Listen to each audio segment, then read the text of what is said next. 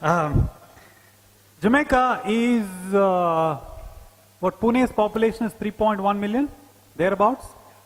Yeah? Little more, is it? And we are proud of it. Well done. Well done. We don't waste our time, doing these kind of Jamaican population stuff. We're busy ourselves. So Jamaica is sort of as big as Pune is, if not slightly smaller than what Pune is. Why is this relevant in the context of what we're talking? Because of that. 33 Olympic medals in the last 3 Olympics. Not bad, huh? That's 4 medals per million. Substantive and something to be proud of. Imagine all of you are, or most of you are from Pune, you drive through the streets every other day. Imagine bumping into an Olympic gold medalist.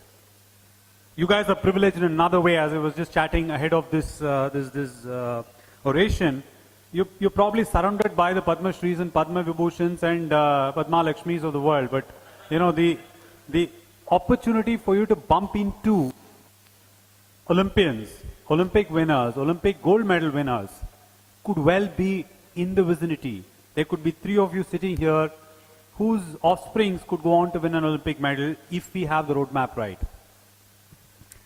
I won't ask you which country that is, okay? I won't ask you the population number. You got the Pune number right. 11 Olympic gold medals in the last 3 attempts at Olympics. And this is only Summer Olympics. Okay, don't count the zeros. It feels like your salary slips, doesn't it? So, lots of zeros after the decimal point. So, the illustration point is, it doesn't matter how big or how small you are, how wealthy or how poor you are as a nation. It matters how big your ambition is, how true your effort is, how convinced you are about punching above your weight and wanting that laurel, wanting that moment of glory.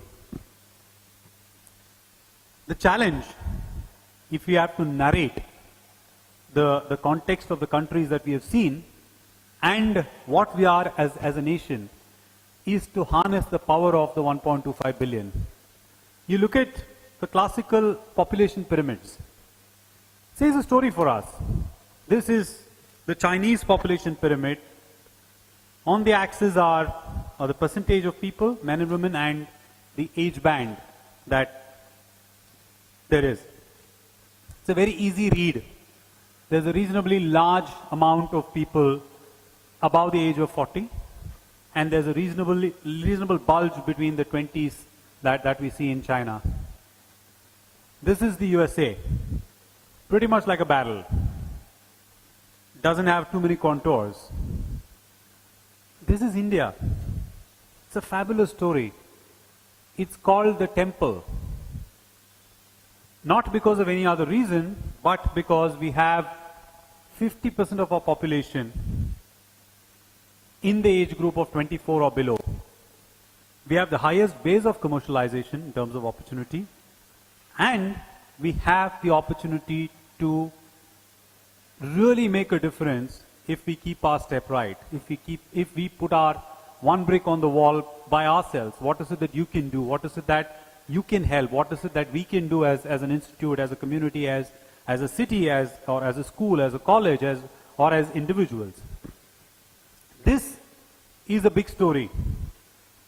If you want to achieve laurels in sports or in any field, this is the population that is going to help you win it.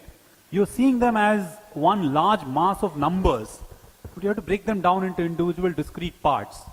Then you will start to see the gold medals that will start to fall out of trees for all the Indians that is capable of winning that. To me, the challenge is to harness the population base that we have, the resource base that we have. Let's look at what the opportunity is. Where are we today in the context of the world when it comes to sport? Third most sports marketable person in the world. How many of you know of Ben Stokes? Everybody in Pune should know about Ben Stokes, guys. You do or you don't? Why do you know of Ben Stokes? Yeah. In terms of the revenue comparison in crores, there's an EY analysis on the multi-sport model and where we are. Our biggest property is still not big enough. And we'll get there. We'll get there, matter of time. 5 months from now, 3 months from now, you will start to see these numbers become slightly bigger and better. And that's the way India as a country is headed. We will see that in our lifetime, and I can assure you of that. So what do? We know that we have a rich population base. We know we have the marketable products. We know we have the commercial market. But what do? You know, if you look at it as a simple 2x2 grid, oh, those are the lay students, is it? Should we ask them to stand up on the bench? Huh? If you look at a scale on time, and if you look at a scale on impact, what we are looking at is the 4 boxes that we need to address. Elite athlete support is what we are going after to a large extent. For every Saina Nehwal, Sania Mirza, PV Sindhus, Deepa Karmakars of the world, we must continue to support them. But that exception will inspire.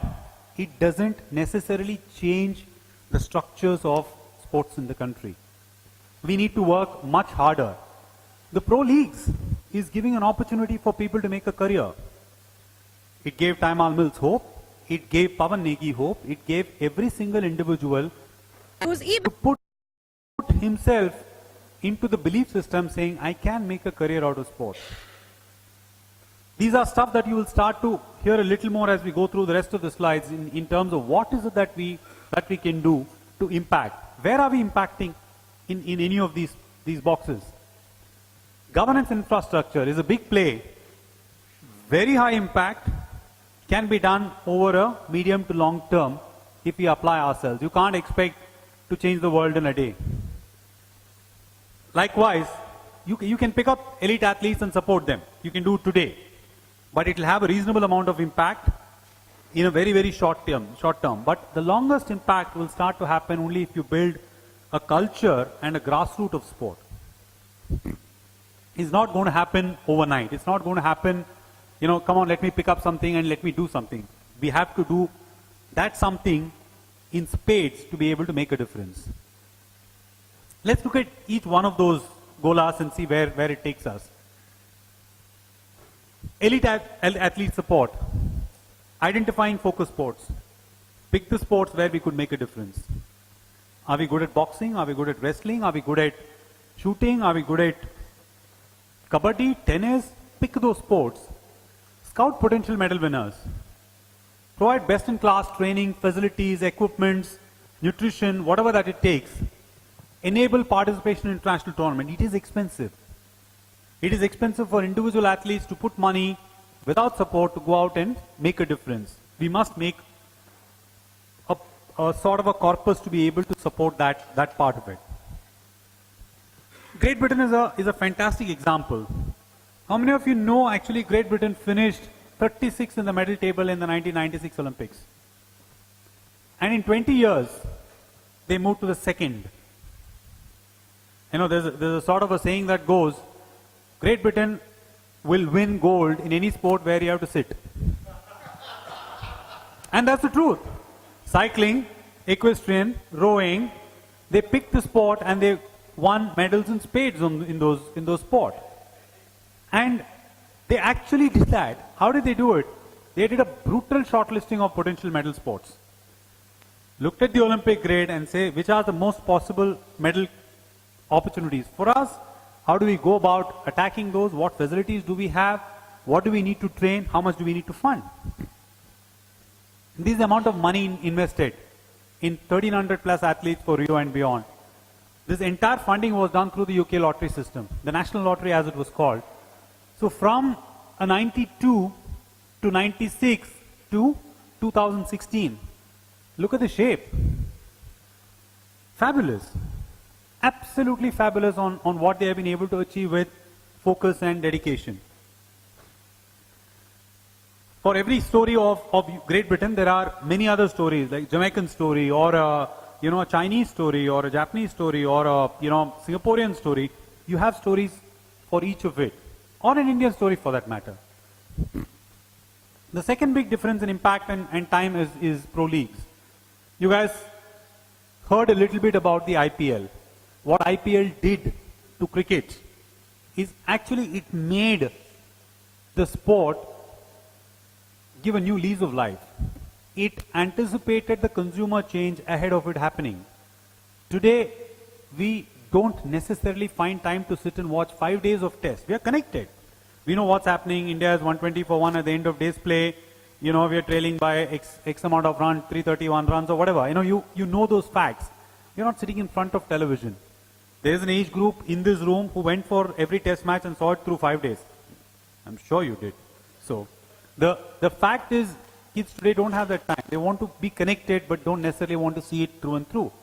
IPL sort of, preempted that wave and reinvented the sport by themselves much, much early.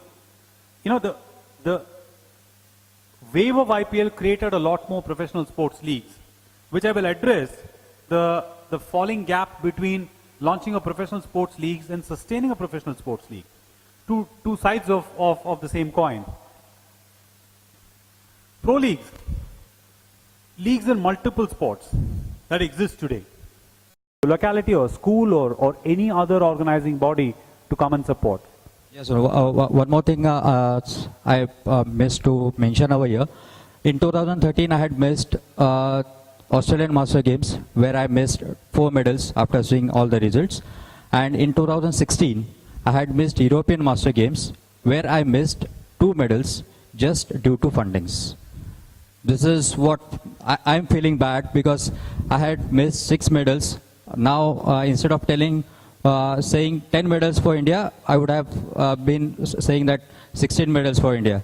I had lose 6 medals for India, which is very precious for me as being athlete.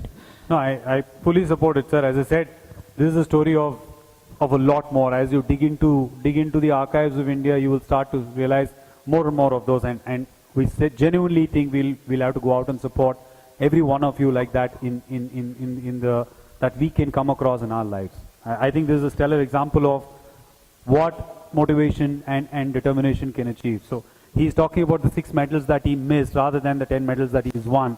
I think it's commendable. Thank you. Guys, we are going to have just 2 more questions, and then maybe we would be able to request author to take 1 or 2 while he's informally interacting. Looking at all the hands raised, we will take 1 right next to you, Tejas, and then will come 1 behind. So just allow us a minute. Request you to please keep your questions short so that this guest is able to answer them. Sundar, pleasure meeting you once again. I play Ranji Trophy from Maharashtra. And my question to you is, now you talked about the demographic dividend, people at the age of below 50. What exactly the career path that you think that you can inform the students at the grassroots level to take up sports as a career? The career progression, because the question is, what if we don't make it? So that's the kind of a dissonance they have in their mind.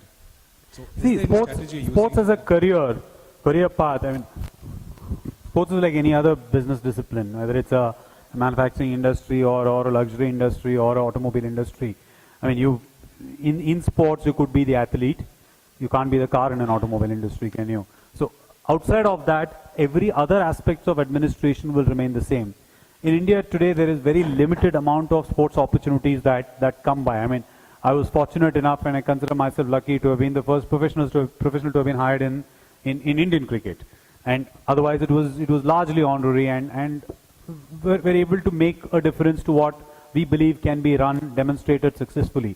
The fact remains, this is potentially the sunrise industry.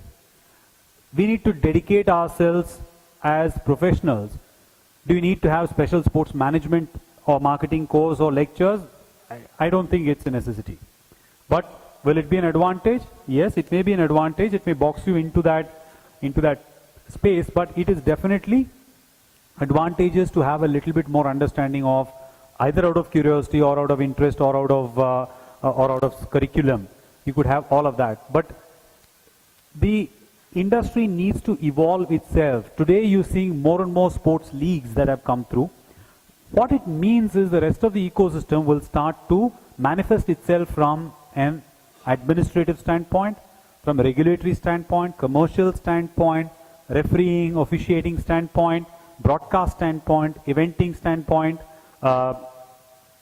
talent management standpoint.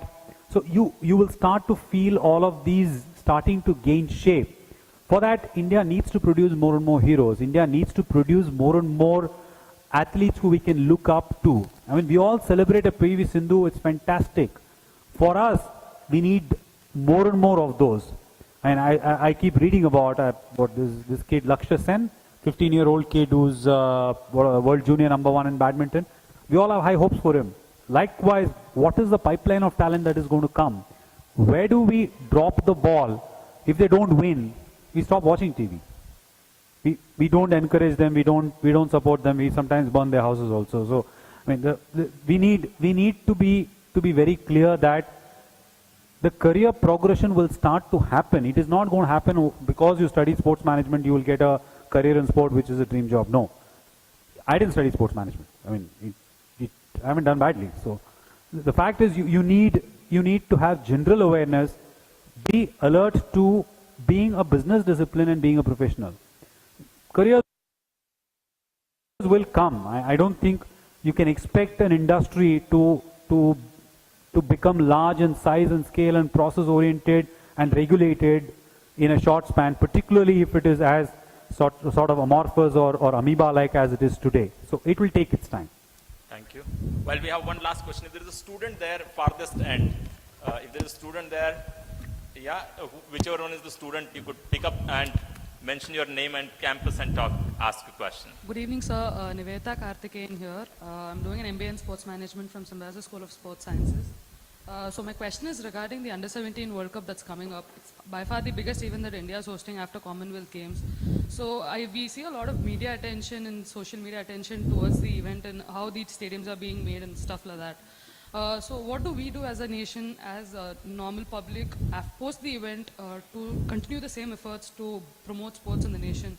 When you see other countries, when Rio recently hosted their Olympics, they're still using the stadiums, and I don't think India has that so far. So what do we do as a nation to promote, even continue our efforts after the event?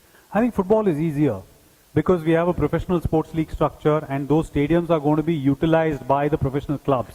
And in fact, for ISL and you know the integrated expanded league structures that we are looking at, we are deferring our tournament to the end of FIFA Under-17 World Cup because we want to ensure that that gets the primacy. In any case, we start playing in the same fields and same arenas. What it has done is it has started to give better practice facilities, better playing grounds, better infrastructure, though it is being played in 5 venues. To me, the bigger challenge is not in regards to FIFA Under-17 World Cup. Is in regards to all the national games that happen and the equivalent of Balewadi Stadium that is being used or unused. Have you ever been to Balewadi Stadium? Do you guys use it? It's like soya, no?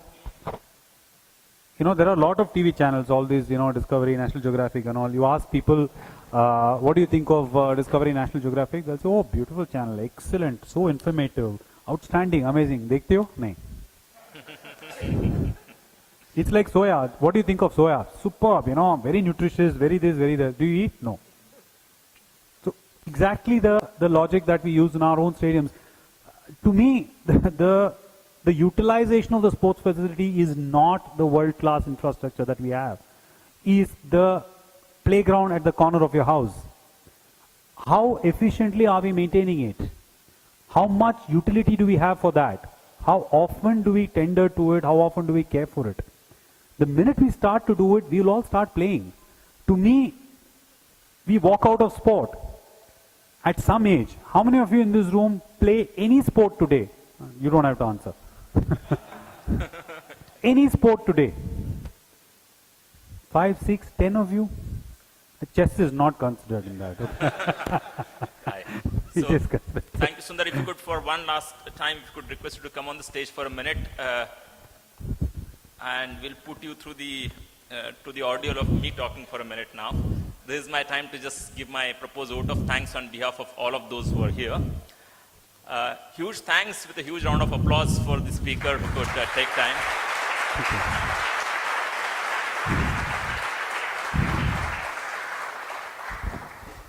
You know what, we are aware as to how difficult a schedule that Mr. Sundar Raman runs, given his responsibilities. Well aware the number of meetings he had to finish in Bombay before he came here, and the one he has to rush out to Delhi to, but he could still find time out, so we're very, very thankful. We're also very thankful for the fact that we all are aware about your organizational capabilities and what it has delivered for IPL as well as for the nation at large. But interestingly, today we could witness and benefit from your effective presentation. So thank you for that, because that could kind of educate many of us about what else is happening there. We found your presentation very informative, insightful, interesting, and impactful. And there's a reason I say so. Very informative because the numbers, the infographics that was presented there, very, very insightful because there is a roadmap out there as against just saying what's bad about it. It's very interesting because you could keep it interactive right since beginning.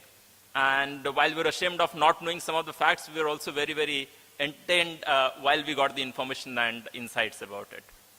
All of that made it very, very impactful for us to have heard this presentation today. If there is a takeaway that I'm taking from here, is what is it that we all as individuals can do while we expect the ecosystem players like the government and other associations to do, that could remind all of us the interesting, nice quote from Gandhiji, right? Which one? Yeah, the same one that I was thinking about, be the change that you would want to see. And that's something that we all could do a tiny little effort from our own end on how we could possibly contribute in that change. While I'm here, I must also thank and a round of applause for Mr. Sushil Borde, the Vice President at Reliance. It's thanks to Sushil's convening power that we could convince Mr. Sundar Raman to come over today and engage with us. So thank you, Sushil.